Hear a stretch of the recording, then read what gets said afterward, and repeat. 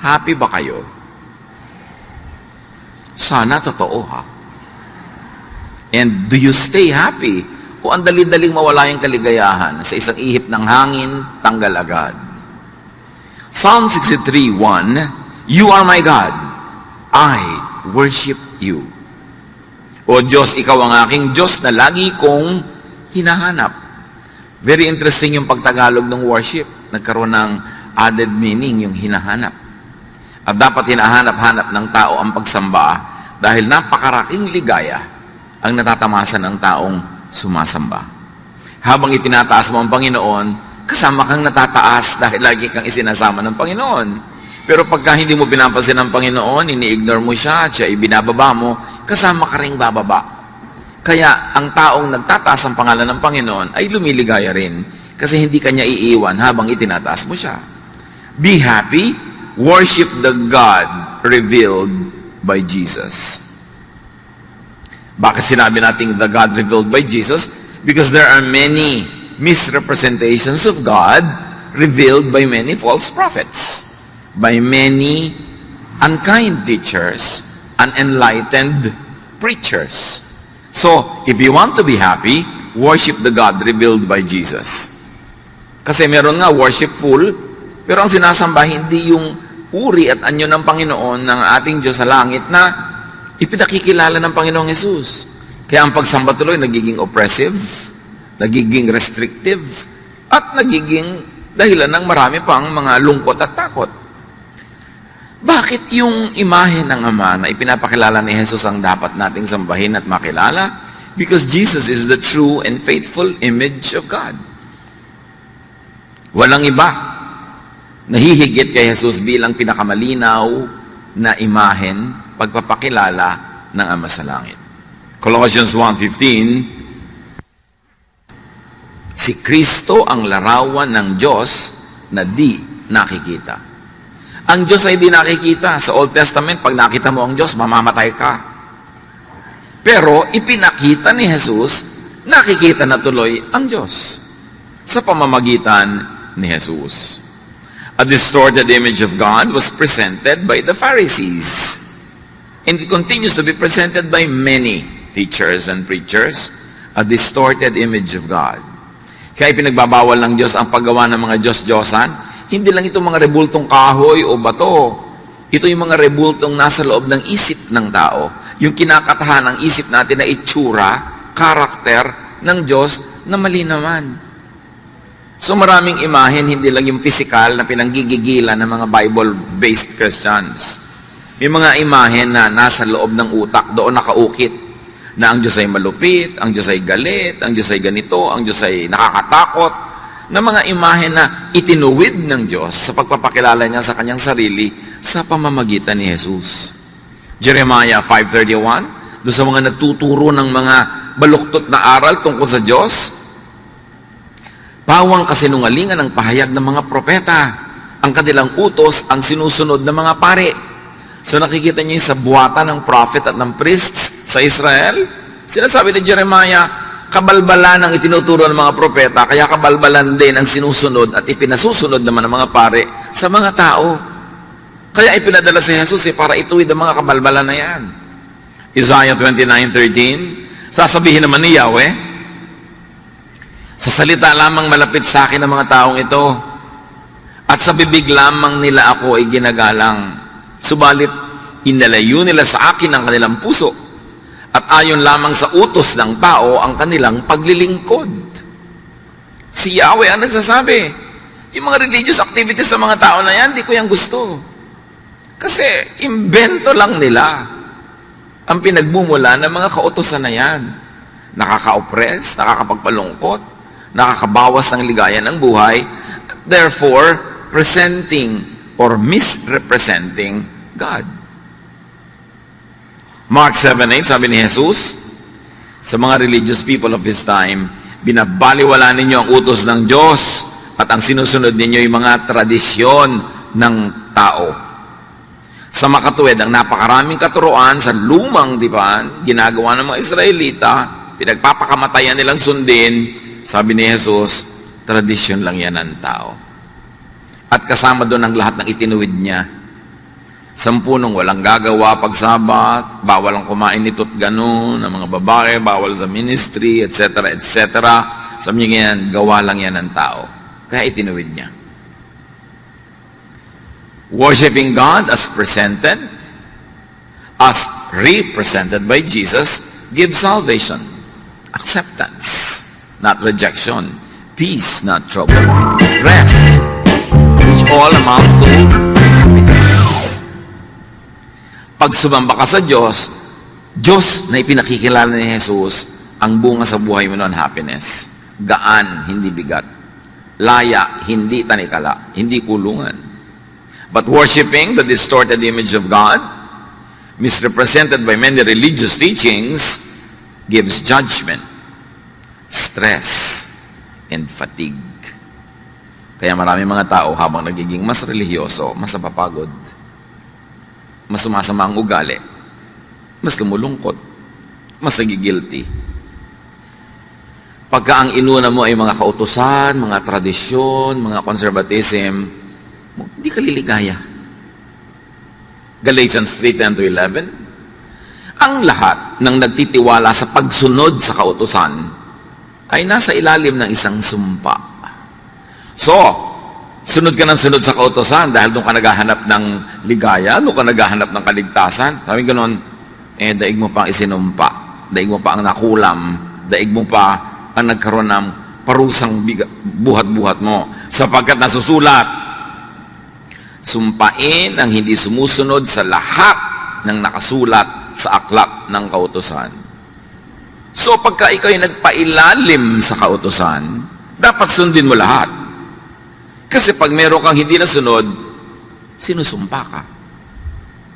Pero may choice ka na hindi magpailalim sa kautusan, kundi magpailalim sa pag-ibig ng Ama na ipinakilala sa pamamagitan ni Jesus. So pumipili ka, law or grace? Grace or works? Righteousness that is achieved by your own deed or righteousness that is received free from God through Jesus? Pag pinili mo ang kautusan, para kay sinumpa. At pag nagpapailalim, nang iilalim ka ng mga tao sa kautusan, dinadala mo sila sa kautusan, isinusumpa mo sila. Kasi binibigyan mo sila ng mga bagay na di naman nila kayang sundin, magigilty lang sila. Makokondemn lang sila. Ngayon, pag pinaghalo mo si Jesus at ang kautusan, kabaitan ng Diyos at lupit ng law, yung sumpa at yung blessing, lito ka. Kaya may mga araw na masaya ka, may araw na hindi, may araw na tahimik ka, may araw na magulo ka. Lito ka kasi pinaghalo mo yung dalawang di dapat paghaluin. Verse 11. Malinaw na walang taong pinawawalang sala sa paningin ng Diyos sa pamamagitan ng kautusan. So pag sinikap mong sukatin ng iyong sarili, timbangin ang iyong sarili sa kautusan, lagi kang bagsak. Sayang ang religion. Walang dinalang kapayapaan, kaguluhan lang. Matthew 23:2 and 4, sabi mismo ni Jesus, ang mga tagapagturo ng kautusan at ang mga pariseo, ang kinikilalang tagapagpaliwanag ng kautusan ni Moses. Nagpapataw sila ng mabibigat na pasanin sa mga tao, ngunit ni daliri ay ayaw nilang igalaw upang tumulong sa pagpasan ng mga iyon.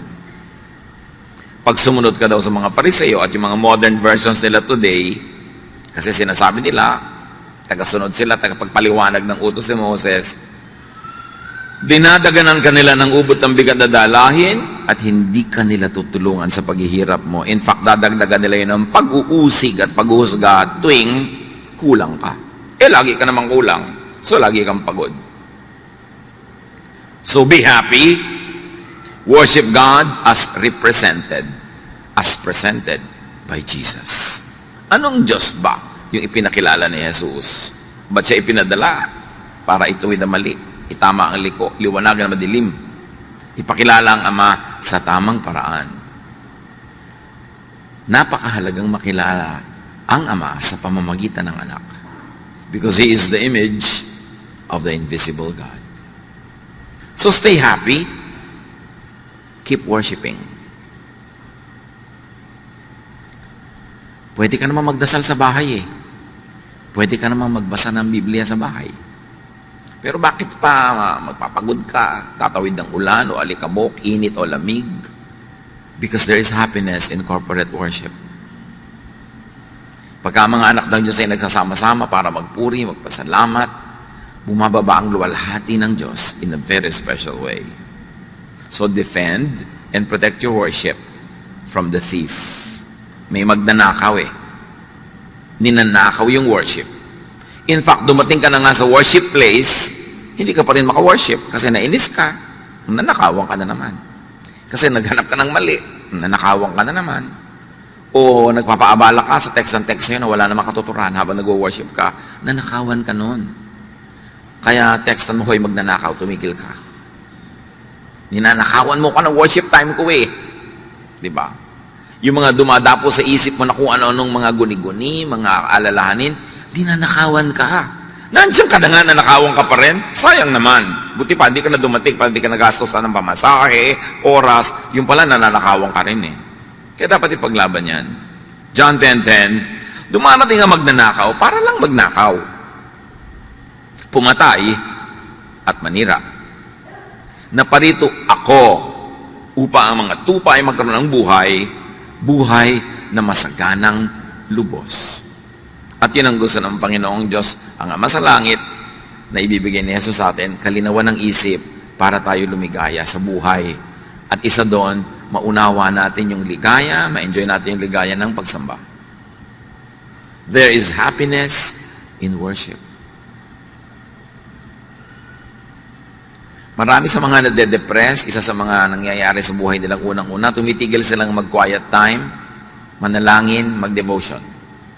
Tapos tumitigil sila na mag-Bible reading, tumitigil sila mag-pray, at tumitigil silang sumali sa family, group, corporate worship.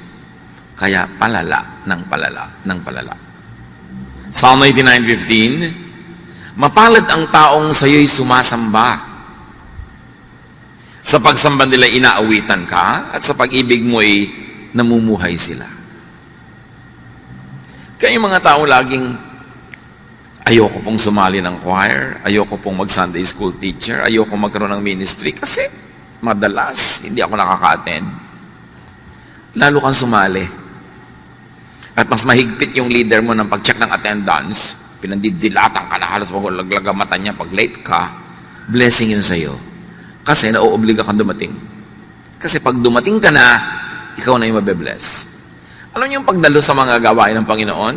Yung minsan tinatamad ka, ayaw mo, meron kang negative feeling, habang papunta ka pa lang yun, kasi dinajablo ka eh. Pero pag nandun ka na, ang totoo nun, nagpapasalamat ka na, ay salamat, dumating na ako. At pag pauwi ka na, nagpapasalamat ka, salamat, ipinaglabang ko to, kasi meron talaga ako na pala. Yung struggle sa papunta lang yun. Doon kayo dapat magwagi. Kasi talagang nanakawan ka. Psalm 63:1, in my heart, I long for you, as I would long for a stream in a scorching desert. At ang ginawa dito ang halintulad ay usa na nagtatatakbo ng ubod ng bilis sa napakainit na desyerto. Kaya as the deer panted for the water, so my soul longs after thee. Panted, ibig sabihin nun yung humihinga ng ubod ng bilis kasi uhaw na uhaw, pagod na pagod. As the deer pants for the water. Hindi yun isang piraso ng pantalon. Buntong hininga yun.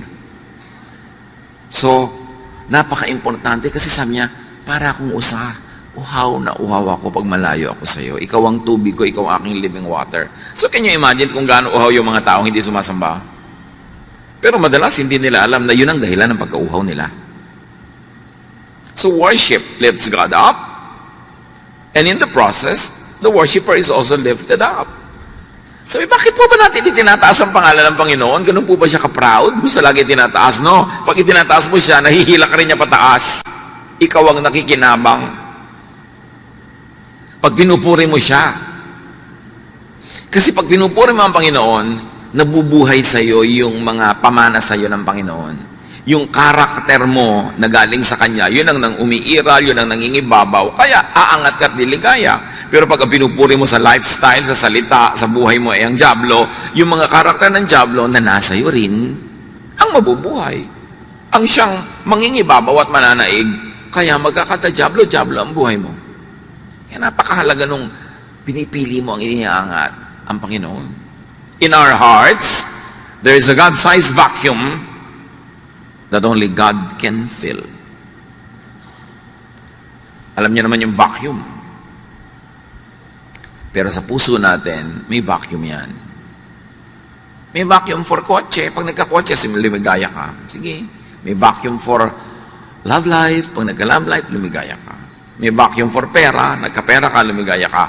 Pero ang pinakamalaking vacuum sa puso ng tao ay yung para sa Diyos.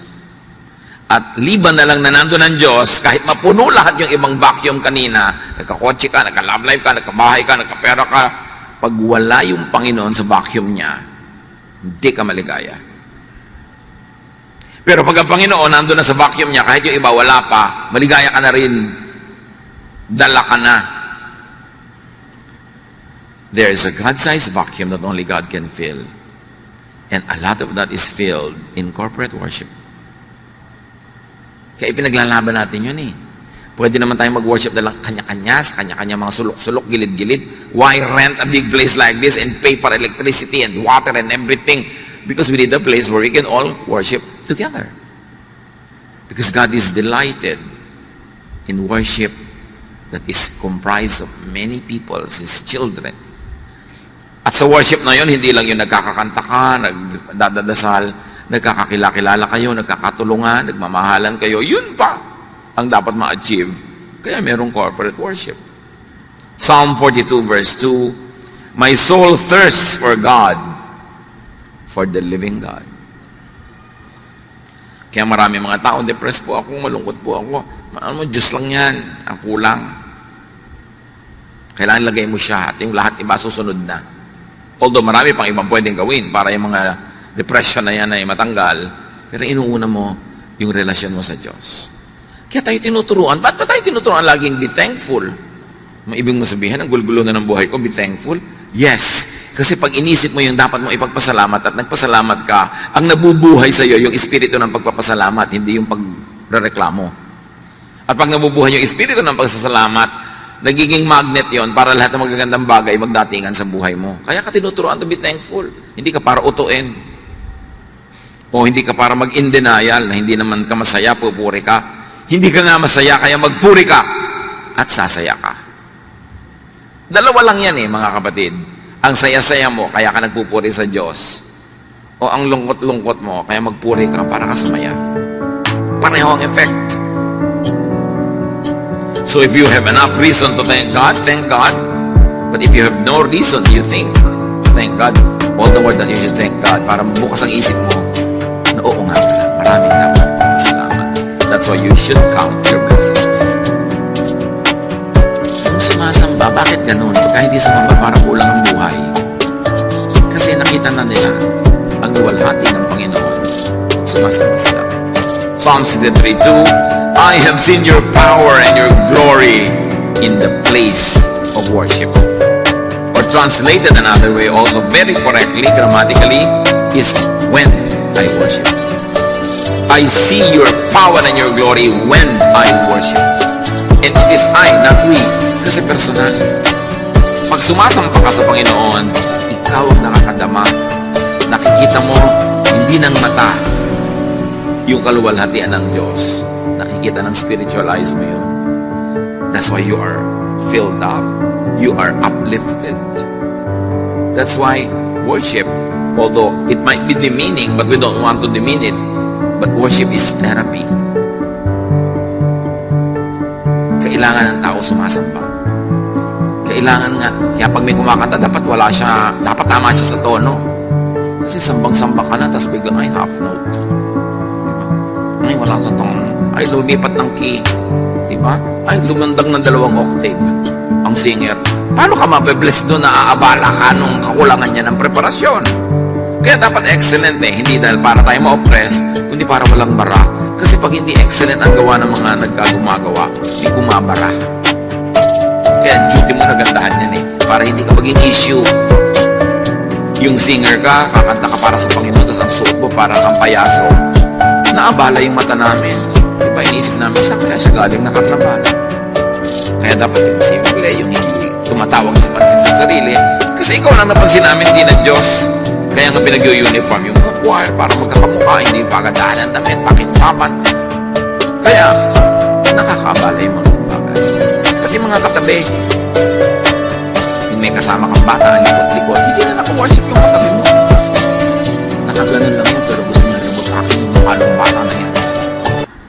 Hipokrita lang siya, kaya hindi niya sinasapak ang anak mo. Pero ang totoo, yung anino niya, sabi niya sa anak mo, pak, pak, pak, pak. Lahat ng tumatawa, totoo. Hindi talaga nakaka-bless yung may malikot. Tapos may katabi ka, text ng text, so tumatawa, uy, nasa worship ako. Hindi nakaka-bless yun. Diba? So dapat blessing ka sa kapwa mo nagwa-worship. Kasi pinaglaban niyang makarating dyan, tapos ikaw ang jablita sa buhay niya. Yung pagtingin niya sa'yo, nakapatong pala sa batok mo si Satanas. Para busitin siya. So, dapat blessing tayo sa isa't isa. Yung bang, talaga, may mga palakpak pa yan. Yung bang, pwede ka namang umusod-usod para yung dumadating, makaupo na agad, hindi yung 5 tao na yung natapakan niya bago siya makarating sa silya doon sa loob. Yung be a blessing. Diba? Kailan isip, paano kaya ako magiging hindi abala sa kapwa ko sumasamba? Nagko-concentrate siya, dadaan ako, mamaya na lang. Pwede ko pa namang hindi gawin yung gusto kong gawin ngayon para hindi ako makaabala sa kapwa. Because when we are at worship, God is in His holy temple. And that temple is not a building, the temple is our heart. At dapat hindi yun nagugulo. Psalm 63:3, your love means more than life to me, and I praise you. Yun, Panginoon, ang mahalaga sa akin, yung pagmamahal niyo. At pag worship ako, nagpe-pray ako, nagpapasalamat ako, lalong lumilinaw sa akin na mahal niyo nga ako. At habang lumilinaw yun, nagiging positive ang pananaw ko sa buhay, lalo namang dumadating sa akin ng mga positive things. So value God's love as life, as more than life. And you celebrate God's love at worship. And remember, ang topic natin is how to be happy, and we focus on one very powerful way to be happy. Be worshipful. Stay happy. Psalm 63:4-5. As long as I live, I will pray to you. I will sing joyful praises and be filled with excitement like a guest at a banquet. Masaya. So dapat iniiwan sa labas ang lahat ng mga cares, mga worries. Pupunta ka ba lang sa worship, itapon mo na yung mga nagpapaalala sa'yo, gumugulo sa'yo, para nakalagay ka sa tamang lugar. Put yourself in a path of blessing. At hindi lang sasama-sama tayo, may individual and personal worship pa. Psalm 63:6, I think about you before I go to sleep, and my thoughts turn to you during the night. Sabi mo, siguro, wala pang Netflix nun, kaya niya nagagawa yan. Kaya may Netflix, kaya wala. Kaya may YouTube, kaya wala. Dapat i-reserve niyo sa Panginoon ang last 30 minutes of your waking hours. Kung matutulog ka ng 9:30, dapat 9 o'clock, wala nang ibang bagay, sa Panginoon ka na nakikipag-usap, nakikipagniig.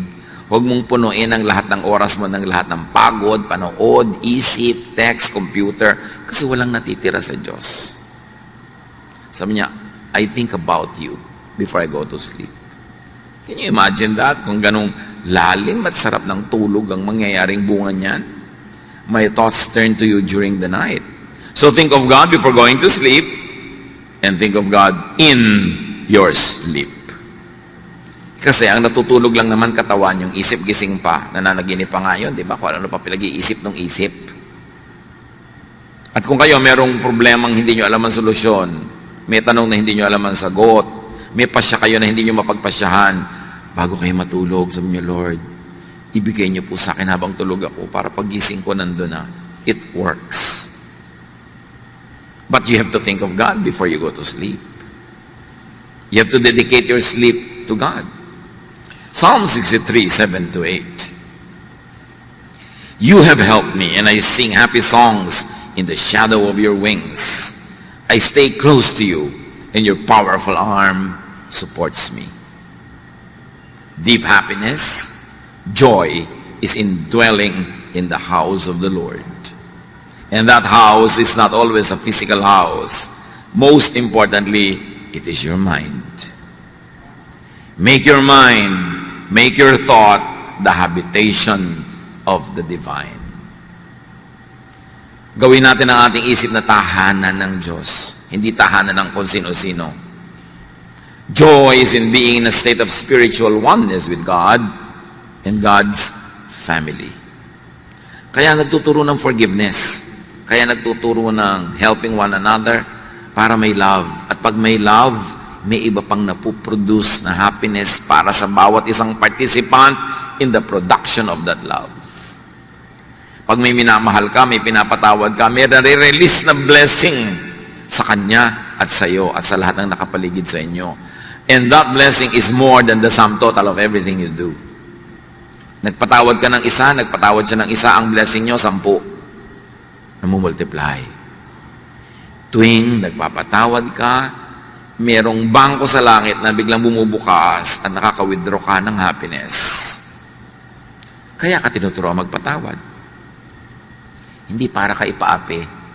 Lugi naman po ako pag nagpatawad ako. O sige, huwag kang magpatawad. Tingnan natin kung hindi mas marami kang lugi. Yun lang may galit kang kinikim-kim, lugi ka na nun eh. Ang laking kalugihan yun. Dapat mabuksan ng maraming tao yung pinto ng pagpapala ng Diyos eh. At ang mga susi niyan, pagpapatawad, pagmamahal, pagtutulungan, pagpupuri, pasalamat. Yan ang nagbubukas ng susi ng pinto ng kaligayahan. Hindi yan itinuro ng walang dahilan. So, maganda kung naintindihan mo, tapos sinusunod mo, pero kung hindi mo maintindihan, at ang tagal mo hindi maintindihan, sundin mo na lang. At habang sumusunod ka, baka doon mo palang maintindihan.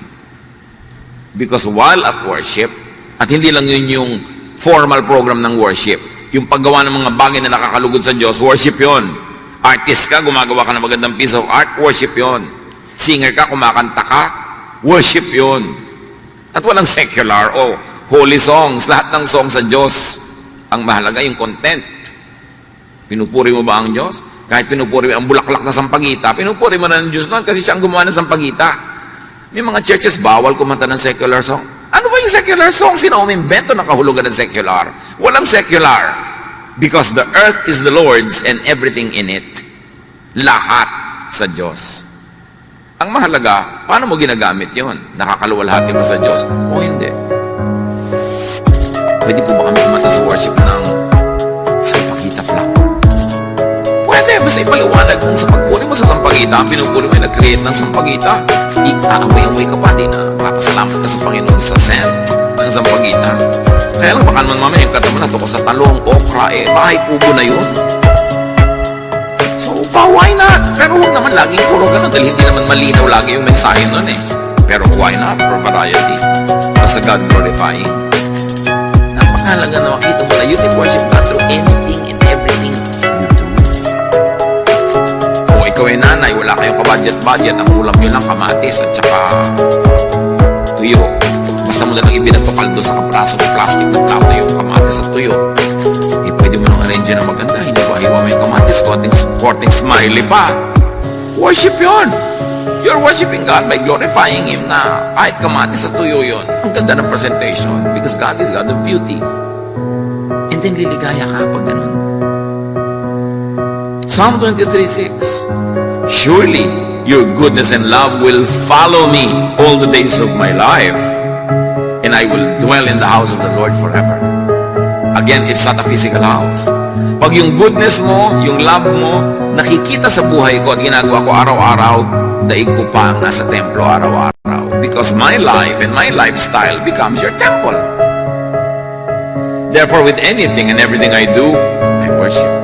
I celebrate life. I live thankfully and gratefully. Psalm 84, 1-4, how lovely is your dwelling place, Lord Almighty. My soul yearns, even faints for the courts of the Lord.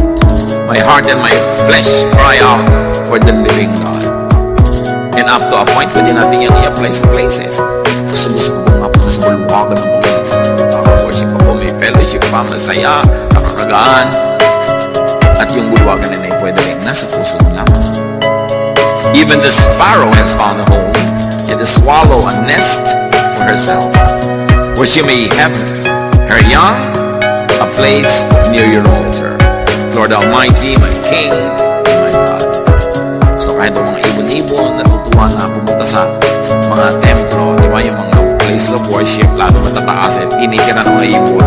So it's a kind of metaphor na kahit mga ibang mga nilalang ng Diyos, gusto lagi nilang nasa malapit sa templo. Again, the temple should go beyond the physical meaning, but go to the spiritual meaning. That I like to be near you, to behold your beauty, to sing of you, about you, and to you. Blessed are those who dwell in your house. They are ever praising you. So happiness actually is really emotion. And emotion is nothing but brain and blood chemistry. So pwede natin na ayusin ang ating blood and brain chemistry para mag-create ng emotion that is happy. Yan ang ginagawa ng mga maraming therapists. Yung pinapaamoy ka na mabango, pinapakita ka na magandang view, pinapaninig ka na mga tunog-tunog ng ulan. Because when your brain is induced to be happy, the brain commands the blood to change its chemistry, and you become happy. Because happiness, like all emotions, is chemistry. Kaya may mga negative chemistry na nakaka-deceive, yung mga yung higop ng higop at amoy ng rugby, hindi nagugutom. Kasi niloloko sila ng utak nila, nabusog sila. Kaya yung mga nagtitake ng mga ibang drugs, kahit 3 araw na gising, kasi niloloko sila ng drug na hindi sila inaantok. May negative effect, pero may positive effect ang ganyang mga bagay. So be and stay happy. Think thoughts that make you happy. When you think happy, your brain is happy, your brain commands your blood and your whole body to be happy. But when you think sadness, when you think horror, when you think fear, your brain commands every part of your body to produce fear, anxiety, worry. So it's all a thought. Masaya kayo, masaya, kumakain, ang ligaligaya, bigla niyong nakaalala yung asawa niyong malayo na biglang bakasyon, nangangalo niya. Diba, bigla mag-iinit ang mga paligid ng tenga mo, maiiba ang tibok ng iyong puso, magagalit ka na, wawala ka ng gana, mahirap lumulon, dahil lang yan sa naisip mo. Actually, wala ka pa nakita. Kasi ang iniisip mo, nagiging ganun ka. Can you imagine kung paano tinotorture ng mga taong selosa ang sarili nila? Ng mga taong mainggitin, mga taong magagalitin, mga taong mapaghanap ng mali, tinotorture nyo ang inyong sarili. Kasi kung anong isipin ninyo, yun ang iuutos ng utak nyo sa lahat ng bahagi ng iyong katawan na sundin. That's why you can think yourself into happiness. You can think yourself into sadness. That's why it's very, very important to be in command of your mind, of your brain. If you think happy thoughts, you'll be happy. Kaya sabi sa Philippians 4:8, what is praiseworthy, think of it. Yeah. Whatever is pure, whatever is godly, whatever is beautiful, whatever is praiseworthy, think about such things. May nagpadala sa'yo ng pagkain, hindi masarap, iisipin pa, iniinis niya ako ha. Pinapadala niya ako ng matabang na sinigang. So ano mangyayari sa'yo? Di negative ka, lulungkot ka, magagalit ka. Pero inisip ko, wow, kahit walang lasa, at least naalala ako. Gawin ko ng fertilizer. Oh, di ang saya mo, nasa pag-iisip mo lang yan eh. You are what you think. You are how you think. So, can you imagine when you are angry or jealous or discontented, nilalason mo ang iyong katawan. Kasi lahat ng negative thoughts, nagre-release ng toxins in your blood. So, nilalason mo ang iyong sarili. Kaya tayo inuutosang, magpatawad ka na. Kalimutan mo na yan. Hindi ko pumalimutan. O sige, talaga namang may brain ka kasi, so hindi mo malimutan kasi may memory ka. Pero magpatawad ka na rin. I cannot forget po. Sige, forget na forgetting. Just forgive. Think of God. Yan ang pampasaya. Pero kung iniisip mo, Diyos ko, malapit na yata second coming, judgment day na, end of the world, di negative na naman ang naisip mo. Huwag mo pag-iisipin yan, problema yan ng Diyos. Sabi nga ni Jesus, ako nga hindi ko alam kung kailan, buti ka pa, alam mo. Di ba, nadaig mo pa ako, alam mo yung date. Tapos pag hindi nangyari, may mga kung ano-ano kang palusot. Ay, may blah blah blah blah, ang isa lang ang ibig sabihin, mali ang prediction mo. And if what a prophet says does not come to pass, he is a false prophet. Ang dami na. Naglagay ng mga petsa, oras, so hindi natuloy. Kasi marami pa kayong kasalanan, binibigyan pa kayo ng God ng second chance. Palusot. Mga palusot yan, mga nagbibigay ng mga date, tapos hindi naman natutuloy. Huwag yung iniisip yan. The idea of and about God should be happy, not sad. Restful, not burdensome. Assuring and peaceful, not fearsome. It should be loving and forgiving, not hateful, not vindictive, and definitely not judgmental. Huwag kayong kakampi sa isang political party, sa isang bansa, sa isang lahi, sa isang relihiyon, kahit malupit sila sa iba, in the name of God, bola yon. God will not want you to have any part in any violence, unkindness, in anything that robs people of happiness or dignity. Tapos done in the name of God, dapat matalino na tayo by now. Minamanipulate tayo ng mga ganyan. So, you want to be happy, think of the God presented and represented by Jesus. And then, do activities that make you happy. May mga iniisip, may mga ginagawa. Physical. Kasi happy feelings create happy activities. Di ba pag happy ka, yung feeling mo, gumagawa ka ng happy activity. Halimbawa, ang saya mo, magluluto ka ng special para sa pamilya mo. Pero kung wala kang happy feelings, walang happy activities, baligtarin mo. Wala kang happy feelings, gumawa ka ng happy activities na magke-create ng happy feelings. It works both sides of the equation. Happy feelings can create happy events, but happy activities can create the happy feeling. So kung wala ka ng happy feeling, gumawa ka ng happy activity. That's under your control. You can do that. And then, maiiba, mare-reverse, sasaya ka at ang iba. You cannot always control what you could do, your physical situation, but you can direct your thought. Si Paul and Silas, sa paggawa ng mabuti, sa pamamalitan ng tungkol kay Jesus, nakulong. Di lang nakakulong, dinala pa sa malalim na dungeon, di lang yon, itinali pa ng mga kadena at bakal ang kanilang mga paa at kamay sa pader. Hindi ka makakamot, biruin mo yun, hirap nun. Pag may kumate, tinuka ka ng lamok, whatever, nauuhaw ka, gusto mo punta sa toilet, di mo magawa. Dapat magreklamo ka na sa Diyos, Lord, I serve you. Bakit ako nandito? But Paul and Silas sang hymns. Because you can choose. Whatever it is that you are going through, you can choose to complain or to be thankful, to be negative or to be positive. And because they were very, very positive, and they sang hymns, and they lifted God up, and all the other prisoners were blessed through their singing, and they forgot their own sorrows and their own complaints, God sent an earthquake that shook the very foundations of the place. Dahil sa pagpuri. Induce desired thoughts and emotions in your brain. Kumbinsihin mo yung isip mo, akayin mo yung isip mo na magpakasaya at aakayin niya ang lahat ng bahagi ng iyong katawan na sumunod. Romans 12:2, be changed by the renewing of your mind. And if I may extend that, change your situation outside of you by changing the thoughts inside your mind. Because it is the thought that is the habitation of God. And it is through thought that the power of God can be made real in our lives. Yan ang dapat natin i-develop, yung mas transcendental, yung mas invisible aspect of the faith, which is really mental discipline. Create happiness in your heart and your mind. At pwede ka nun, either masaya ka, so kumakanta ka, or malungkot ka, kumanta ka para ka sumaya. Pero huwag naman ang kakantahin mo yung tuwing lulubog ang araw.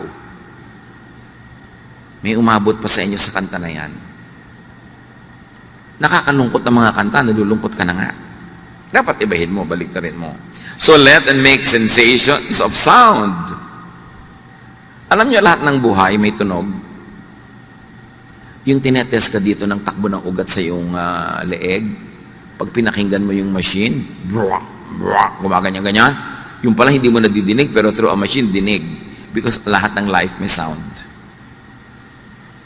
Kaya, punuin mo ng sound ang buhay mo, music. Para ka sumaya. Or sight. Tulad nun, pag nakikita lang yung temple, lumiligaya sila, or whatever the equivalent is in your life. Make sensations of smell and scent. Bakit sa Bible, ang dami-daming, you anoint my head with oil, my cup overflows. Surely goodness and love will follow me all the days of my life. The anointing of the oils in the Old Testament, in many ancient traditions, are healing ang effect. Soothing to the emotion, comforting to the body. At yung mga oils na yun, hindi yung mga katulad ng oil na malalagkit, yung mga malalagkit na galing sa petroleum products, 3 araw na nasa balat mo pa, hindi yun ang oil na pinag-uusapan, yung mga pure. Dahil talagang laging healing yan. Sabi niya, anoint the sick with oil and they get well. So may healing powers talaga. Yung amoy, yung flavor, at yung dating sa yung balat. So smell. Aromatic things. Taste. Good food, good drink, good fellowship. Touch. That's why the laying on of hands are supposed to heal. Because touch heals. May mga kamayan, may mga hug-hug. Kasi nakaka-heal yun. And all of this lead to produce happiness. Happiness thoughts, happiness chemistry. So maraming paraan para sumaya. Iniisip mo, o gumagawa ka ng activities na nagpapasaya, o isinasubject mo ang sarili mo sa senses through which happiness, joy, pleasure can pass. Si Elisha sa 1 Kings 19, this wonderful, powerful prophet of God wanted to die. Pero nabaligtad yun, matapos makakain, makatulog, at makipag-fellowship with an angel. Do the same. Ang dami-dami ko natatanggap ng mga tanong sa Facebook at kung saan-saan, nade-depress po ako, nalulungkot po ako, bla bla bla, ano pong pwede kong gawin? Well, change your body chemistry, uminom ka ng masarap, kumain ka ng masarap, matulog ka, kung pagod ka, kung sobrang tulog na, gumising ka, get out of your bed and be active, fellowship with people, do something enjoyable. Pag hindi naman nilayasan kanyang lungkot na yan eh. Di ba? Resist the devil and he will flee from you. You don't have to fight the devil, you just have to resist. So may spirit of sadness, resist it. How do you resist it? Not by entertaining it. Nalulungkot ka na nga, magkukulong ka pa sa kwarto, edi na solo ka ng diablo. Nalulungkot ka na nga, ayaw mo pang kumain, nade-depress ka na, ayaw mo pang gumalaw, lalo kang malulungkot. Dapat baguhin mo ang situation mo. Now in life, you can be the recipient of happiness, meaning you're naturally happy because there are things that make you happy. Or if you are not a naturally happy person, then be the producer of happiness. Umimbento ka ng kaligayahan. At through lahat ng pinag-usapan natin mula kanina pa, na kung gusto nyo, uulitin ko lahat. Pero hindi naman, natatandaan nyo naman eh. Diba? Make yourself happy. Think of God. Change your thoughts. Use physical things to make you happy. Senses, smell, sight. Create and produce happiness with directed thought. If you don't direct your thoughts, the devil will. That's why you have to control your thoughts. Direct your thoughts. Create and produce happiness with activity. Kaya malaking therapy yung may ministry, lalo kung committed ka talaga, kahit na tinatamad ka, medyo mabigat ang pakiramdam mo, dadating ka pa rin, ang ending sumaya ka. Na iba ang takbo ng iyong buhay. Create happiness with sensations, with aroma, with taste. Anoint with oils. Very important yun. Makikita mo yung ministry ng mga ganong bagay. 1 Corinthians 9:27, subalit pinahihirapan ko ang aking katawan at sinusupil ko upang sa kayo hindi ko ako maalis sa paligsahan pagkatapos kong mangaral sa iba. Now, bago kayo maghampas-hampas sa sarili at magpahirap, ang tinutukoy lang naman ni Pablo dito, nag-i-exercise ako ng self-control para yung goal ko mangyari. Yung katawan ko tinatamad na bumangon, ibabangon ko yan kasi ang tagal ko na nakahiga eh. Yung katawan ko gustong maging mapagsarili lamang pero lungkot naman ang bunga. Well, pipilitin ko ang katawan ko na makisalamuha, makipagkapwa, dahil baka yun ang nawawalang element sa aking buhay. Philippians 4:13, ang lahat ng ito ay magagawa ko dahil sa lakas na kaloob sa akin ni Kristo. Sabi natin kanina pat paulit-ulit, worship the God presented and represented by Jesus. What is the image of God and the image of heaven that Jesus presents? The image of heaven, the paradigm or symbolism of life that Jesus presents is a happy one. Kaya kung minsan, I'm very uncomfortable with yung image ni Jesus na lagi nasa krus.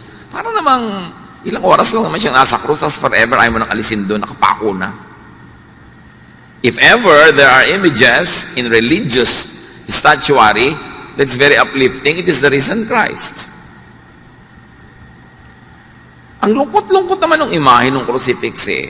Tapos nasa ospital ka, nag-aagaw buhay ka na, yung pa ang nakita mo pagdilat mo, nasa heaven na ba ako? Diba?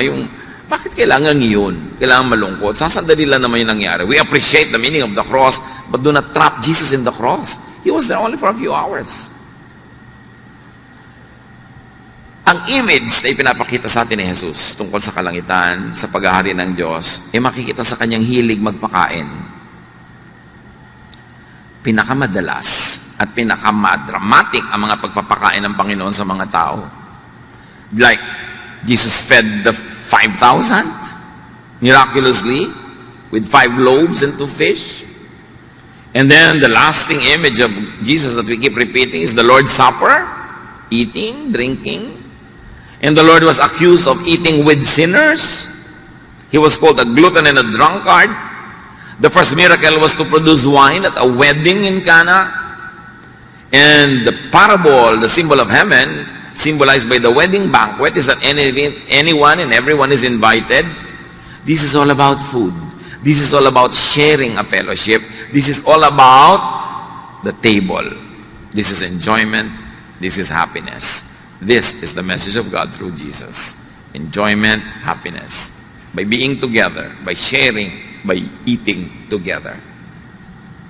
We do not see episodes of Jesus eating alone. He was always feeding people. After the resurrection, his disciples went fishing. Pagbalik nila sa shore, nagbabarbecue na si Jesus. May mga sinugba na ng mga fish. Nagpapakain siya. Tapos sabi pa niya, the risen Christ enters a room through the wall and says, may makakain ba dito?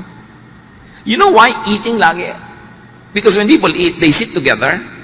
And when they sit together, they chat, they laugh, they share life, they share problems. Somebody has a problem, somebody offers a solution. It's a fellowship. This is the heaven that Jesus presents. That's why the examples of heaven is always a banquet. You lead me to your banqueting table. Your banner over me is love. Laging ganun. Lagi siya nagpapakain. And in the Gospels, in case you haven't noticed yet, Jesus prefers eating more than fasting. Kaya siya sinabihan, sabi ng mga religious people, bakit ang amo nyo, hindi kayo nagpa-fast? Hindi katulad ni John. At para na lang walang maraming usapan, sabi ni Jesus, nandito pa ako, so feasting muna, walang fasting. Pero wala naman siya inutos sa kanyang mga disciples na mag-fast kayo lagi. Tapos sasali ka sa mga simbahan na lagi nagpa-fast, mukha ka tuloy bungo. Ibig mo sabihin, nilikha ng Diyos siya sikmura mo para gutumin. Paminsan-minsan, may fasting, it could be healthy, it could be helpful, but it was never glorified by Jesus. In case you forgot that Jesus is the model, He is the image of the invisible God, and His image of heaven is a banqueting table. In fact, napatunayan na ng science sa yung mga sobrang nagda-diet, nade-depress, kasi nade-deprive. Yung kakain, binibilang yung calorie, may computer siya, at binibilang-bilang niya bawat okra, bawat ito. Paano ka liligaya kumain nun? Yung papakainin mo sa, ay naku, diet ako. Ihampas mo kaya sa itong plato, no? Inihanda ko to para sa'yo, tapos para ka nakakita ng lason, allergic na allergic ka sa pagkain, kaya ka depressed, kaya ka malungkot, kaya ka nangangayayak. Hindi yan ang gusto sa'yo ng Panginoon. Kaya yung symbol niya lagi is feasting, the Lord's Supper, sineselebrate pa natin. Hindi Lord's Supper as in F-A, P. So nakita natin na kaisa-isang beses na ipinakita si Jesus na nag-fast dahil lang kasi walang pagkain sa desert. Di ba? Pag-ahod niya doon sa baptism, dinala na siya ng Espiritu, wala naman siyang baon. Hindi naman niya sinabing, magfa-fast ako ng 40 days. Nagkataon na inaabot ng 40 days, wala naman siyang baon. Pero hindi naman niya sinadya. Kasi yung iba ginagaya si Jesus, nagpa-fast ng 40 days, pag na-hospital, Lord, why po?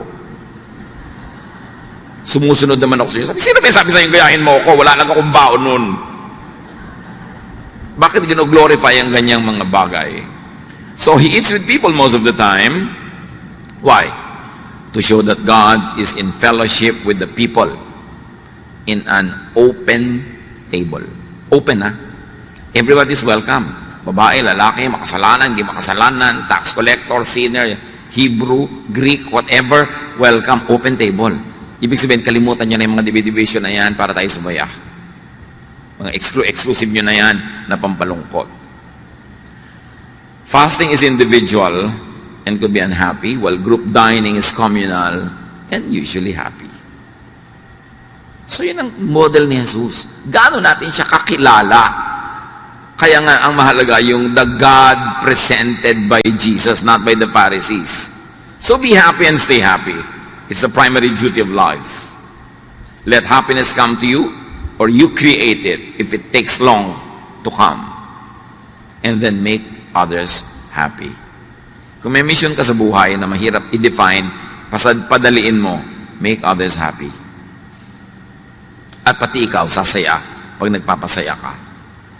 Allow others to be happy. Don't be a killjoy. Let others be happy. Because you keep happiness when you give it away. In deep spirituality, you keep what you give away, and you lose what you selflessly keep for yourself. Ama namin, salamat sa kaligayahan. At salamat dahil ibinibigay niyo sa amin ng mga susi sa kaligayahan. Paglinawin niyo po ang aming isip. Para kami nagigilty pag masaya. Kasi gusto niyo masaya kami. At sariwain niyo sa amin, pabalik-balikan ang aming isip ang mga paraan upang mapasaya ang sarili. Dahil pag masaya kami, masaya kayo, at masaya rin yung iba sa aming paligid. But when we are miserable, we make everyone else around us miserable as well. Teach us, Father, na huwag kaming maging matigas ang ulo. Today, when we hear your word, teach us not to harden our hearts as in the rebellion of Israel against you. Teach us. Magbulay-bulay tayo sa mandali and make it a mission to make someone happy. To make someone happy. To make someone happy. To make someone happy. To make someone happy. To make someone happy.